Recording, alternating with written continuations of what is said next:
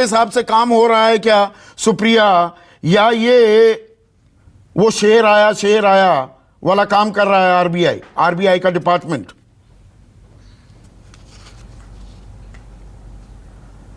नहीं, मुझे नहीं लगता है। और मैं 2-3 बातें बहुत क्लियरली बोलना चाहती हूँ, और इसलिए बोलना ज़रूरी है क्योंकि ठीक है, पैंडेमिक के बाद आरबीआई का मानना है कि हमें 12 से 13 साल लग जाएंगे रिकवर होने में।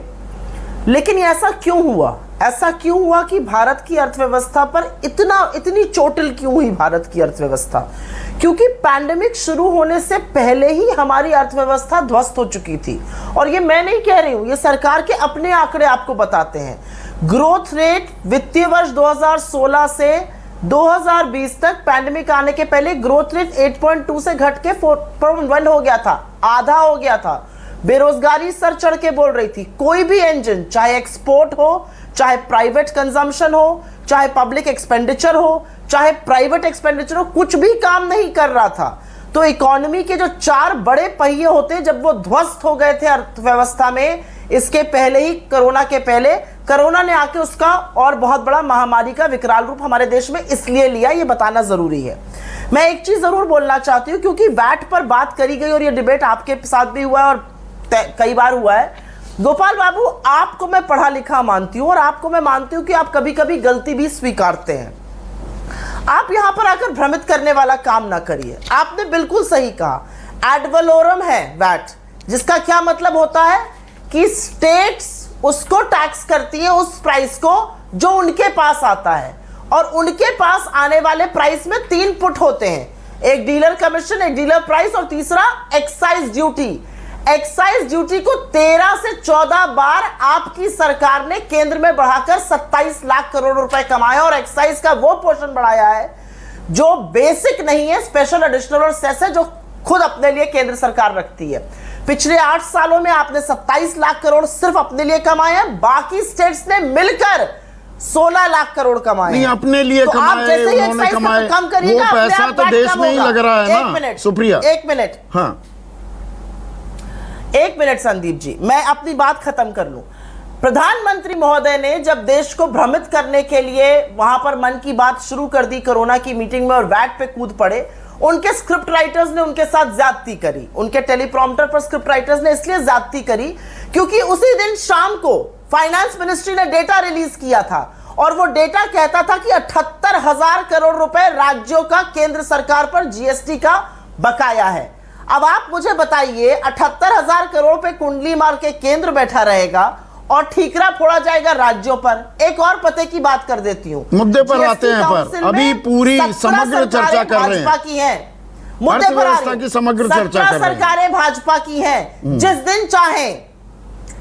दिन चाहे उस दिन जीएसटी में ला सकती है पेट्रोल और डीजल को 2/3 मेजॉरिटी से। क्यों ठीकरा इधर उधर फोड़ रहे हैं? मेरा अपना मानना है, जो आपने शुरू में कहा कि जब तक उपभोग नहीं बढ़ेगा, और उपभोग पे सरकार का ध्यान नहीं है, सरकार अभी भी सोचती है कि इकोनॉमी का पहिया लोन देकर आप बढ़ा लेंगे, आप नहीं बढ़ा सकते हैं। उपभोग जब बढ़ेगा तो निवेश बढ़ेगा, निवेश बढ़ेगा तो नौकरियां बढ़ेगी। तो सरकार के पास कोई जादुई चिराग है, अलादीन का चिराग? एक मिनट सुप्रिया, अगर वित्तीय घाटा, फिस्कल डेफिसिट 6.9% हो जाए, 15,91,000 करोड़ छूता दिखे, तो सरकार कहां से जेब में पैसे डाल देगी? और इतने जन कल्याणकारी काम कर रही है सरकार। संदीप जी, कहीं पर तो सरकार को थोड़ा सा आत्मचिंतन करना पड़ेगा, क्योंकि क्यों वो कॉर्पोरेट इंडिया जो टीवी पर आपके कसीदे पढ़ता है वो जाकर इन्वेस्ट नहीं करता है? क्यों पिछले 5 सालों में 40,000 बड़े उद्योगपति और भारतीय इस देश को छोड़कर चले गए और बाकी जगह इन्वेस्ट कर रहे हैं? ऐसा क्यों हो रहा है? इसका जवाब तो सरकार को ही देना पड़ेगा, और अगर सरकार ये जवाब नहीं देगी तो मुझे लगता है कि निवेश नहीं होगा और नौकरियां नहीं बनेंगी। तो जब तक सरकार इस बात का जवाब ढूंढेगी, उसी से अर्थव्यवस्था ठीक होगी। जीएसटी के कलेक्शंस बढ़ गए, आप क्यों गला रेत रहे हैं लोगों का पेट्रोल डीजल पे? आप उपभोग बढ़ाइए ना। आरबीआई की रिपोर्ट कहती है सुप्रिया, आप राज्यों को बकाया भी नहीं देना चाहते हैं। रिपोर्ट कहती है, for restoring and recreating a policy environment conducive for private sector led growth, कि वैसा वातावरण बनाना पड़ेगा। ये हमारे उद्योगपति अपने पैसों पर बैठे हुए हैं, निवेश करने को देश में तैयार नहीं है, या सरकार वो माहौल नहीं दे पा रही है, वो वातावरण नहीं बना पा रही है? संदीप जी, मैं इस डिबेट में इस विषय को लाना नहीं चाहती थी, लेकिन क्योंकि आप ले आए हैं इस मोड़ पर तो यह बात करनी पड़ेगी। क्यों नहीं आज प्राइवेट इंडस्ट्री, क्यों नहीं वो HNIs जो देश छोड़ के 40,000 चले गए, क्यों नहीं वो देश में इन्वेस्ट करना चाहते हैं?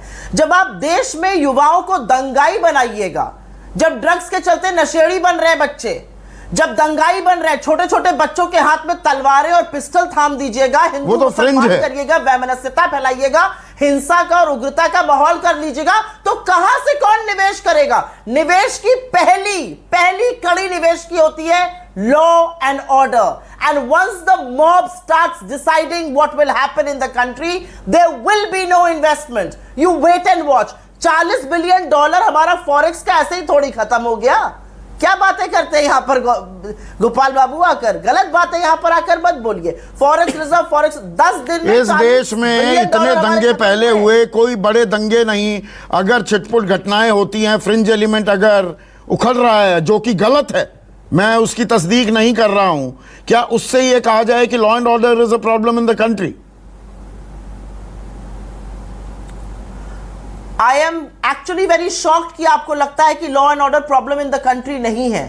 अगर बड़े बड़े इन्वेस्टर्स, अगर बड़े बड़े लोग, अगर यूएस सेक्रेटरी ऑफ स्टेट हमारे डिफेंस मिनिस्टर और हमारे फॉरेन मिनिस्टर के बगल में खड़े होकर बोलते हैं कि हिंदुस्तान में ह्यूमन राइट्स वायलेशंस हो रहे हैं और उनके पास एक शब्द नहीं है प्रतिकार करने का, तो ये मैसेज इंडस्ट्री तक गया है अमेरिका और यूरोप में। क्या आपको नहीं लगता इंटरवीन कर रहे हैं? एक सेकंड सुप्रिया, विजय सरदार।